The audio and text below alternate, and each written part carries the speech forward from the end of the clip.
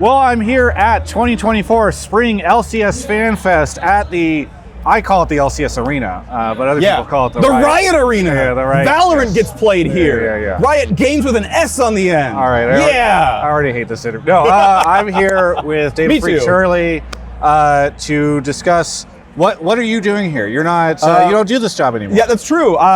We just got off stage. We did a dev Q&A panel. So this was some live design champions team as well.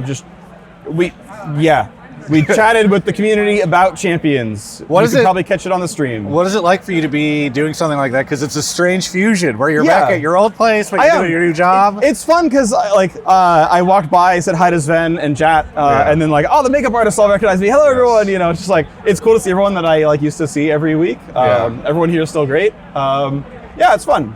How much do you pay attention to the LCS and the new job? Some. So we care about as just part of my job function, we care about pro play some. So obviously we primarily care about the top 4 leagues, especially the top 3. So LCS, I know, got him. See you at MSI. Yeah. Good luck. Exactly. No, regardless though, we care some. We don't do a lot of overt pro balance during the regular season. It's usually focused on at-home play. So it's not uber required that we keep up to date, but for MSI and Worlds, let's make sure we really like what the metagame's looking like, what people are playing, whatnot, right? Otherwise though, as a fan, I watch a bunch. I play fantasy every split. I constantly pick what I think is the best team and then let me down. Cloud9. So, it is what it is. But no, I don't watch every single game, but I watch a bunch. It's fun. Yeah. What is there anything about the LCS that has surprised you? Because we are first on the new patch, right? So that must be kind of fun for you. I was actually surprised how much more LCS innovated compared to what my expectations were. Because it's okay, we know the APA is happening. Somehow he still gets this in Game 3. I don't know what's going on, whatever. But it's oh no, they will just keep playing their own stuff. And a lot of it is just APA. He's playing ASOL and whatnot, right? But it's we had Sneaky back in the day, would be he was the first gen, I think he was the first Callista as well, but it's we also got the first Smolder. Had a bunch of teams play Smolder. A bunch of teams tried Sivir day 1 of the patch, and then they're never mind, just kidding. But they tried, and I'm glad, right? So the fact that, the LCS can't be so what's T1 playing?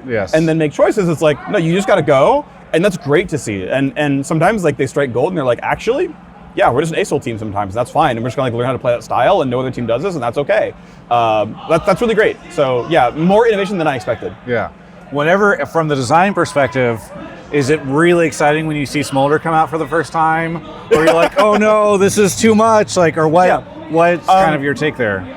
Basically, we always want moderation. That's the thing is we don't want, there's no champ we want at 80 or 100% presence. There's ones we're more willing to tolerate. I'm willing to tolerate 80% this year. I think that's better than 80% Syndra in terms of crowding out matchups and in terms of making games kind of one note.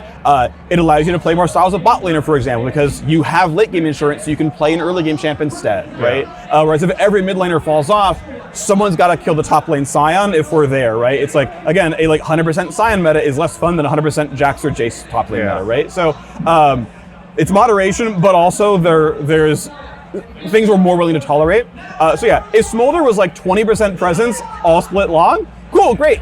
One team plays him 1 game a week, all right, cool. That's great. Smolder is in the game. People who like Smolder get to see him once in a while. That's awesome, good for y'all, but it's 85% presence for the brand new champion, that looks bad. Yeah.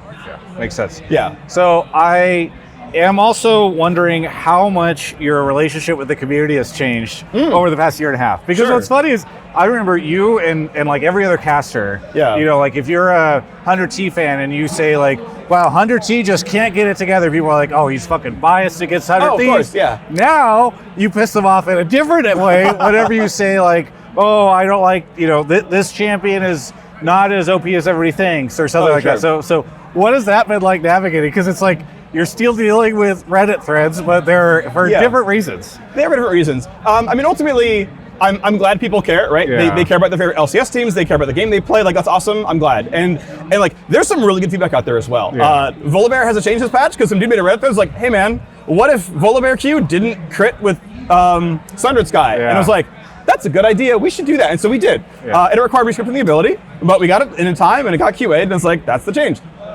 Good job, League community. Y'all are smart sometimes. And then obviously sometimes people take it way too far, and that obviously sucks. But at the end of the day, it's I also can do better on my side of like what are the kinds of things I talk about, like how much does my opinion matter versus like here's what I believe is a design opinion. Like one thing I've realized is my ability to just yap for a long time is fine when you're like filling air during a pause. And it's like put the egg rolls in and also listen to me talk about Skarner for a little while or whatever. But also it's just like, all right, since I'm actually just a like point of authority here, it's like, I should have better notes, whatever, and if I have something to say, I should have that planned out and just be more concise because it's just more valuable that way. Sure. So, I mean, there's one things on my side, right? There's obviously everyone can improve on every side of this. So, you know, of course, everyone can get better at what they're doing, you know, myself included. So, yeah, it's changed, right? The things people complain about to me are different, but you know, there's some useful stuff. Yeah. On a more fun note, like the casters. Do they ever message you being like, what are you doing with this? Apparently, yeah. So I haven't read Twitter DMs in like 6 months or whatever, but I was on the dive earlier this year, and Kobe's like, you left me on red. I was asking about like some Polar Bear stuff. I was like, I literally had no idea. Yeah. So technically, yeah. Did you guys have like an eternal message? Oh yeah, no. So I've talked with both Jet and Mark on Slack this year about stuff or whatever. Like we've had discussions. There's some discussion. There's like other discussions going on with the esports team right now that we'll talk about. I don't know, in a year or something. Sure. But yeah, like. You know, there's collaboration, right? Sometimes with casters, sometimes with like league operations or whatnot, or Commissioner Mark Z. Yeah. How much do they get frustrated when? Because I feel like at least once this year I've been at the apartment and Kobe's like, "Phreak is nerfing my champion" or something. You know. Do you get a lot? Like I guess you said you've not been getting their Twitter DMs, but does Chad ever message you being like, "What are you doing with this change?" No one sends me like the off-topic DMs of like my favorite champion this or whatever. It's always been work-based. Sure.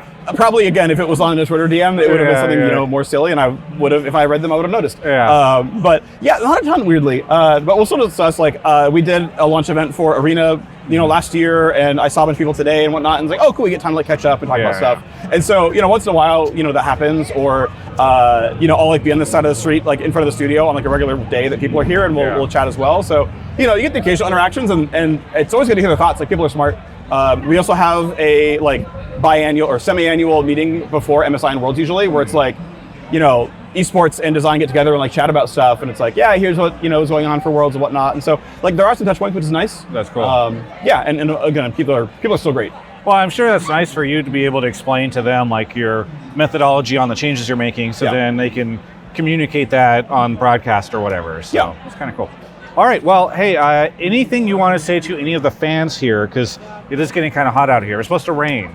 But it's definitely not. It is very Los Angeles right now. Blue sky, we got clouds. But to the LCS fans who miss you, or frustrated about, I don't know, some nerf or smolder or I don't know, anything. Yeah, for all your complaints, send them to Travis Gafford. He is my mouthpiece of the community. If you need something buffed or nerfed, let him know. The right shield. And he will make sure it happens, exactly. Nah, dude, League is great. It's a really fun game. You should keep playing it. Put that on the box, you know. Anyway, thank you so much for the interview. It's great to see you here interacting with the community at the LCS again. And for everyone else, you can check out the rest of my coverage of all things LCS right here on my YouTube channel.